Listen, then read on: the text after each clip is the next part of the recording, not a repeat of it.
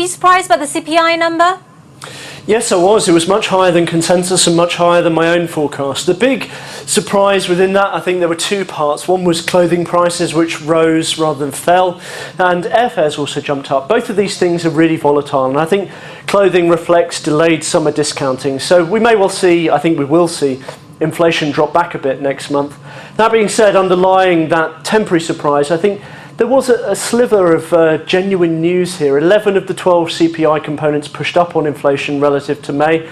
So it may be a case of the economic recovery very gradually feeding through to less downward pressure on firms' margins. Sure. So 11 out of the 12 components pushed up. How much does this pull forward rate hike expectations?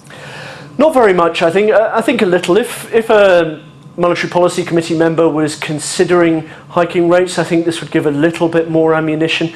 It's obviously much higher than consensus was expecting too, but I don't think 1 month's inflation data due to very volatile components is really going to change the calculus that much. Now, spare capacity, as you said, is also being eroded. Is this going to put a cap on economic growth, or do you think it's just going to push up inflation?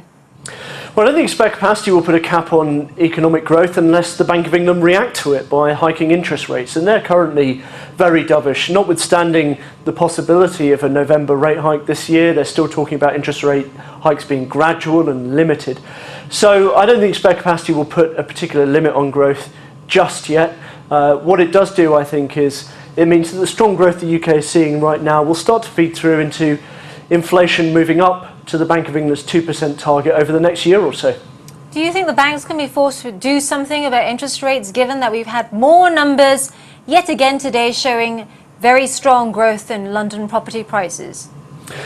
I don't think house prices are either here nor there for Bank of England interest rate policy. What they're focusing on is using what they call macro-prudential policy. This is credit restrictions designed to surgically hit the housing market. That will be the main focus, and it will remain the main focus over the next even year or 2 years. Mark Carney was in front of the Financial Policy Committee saying as much today. I don't think they will raise interest rates to deal with London house prices.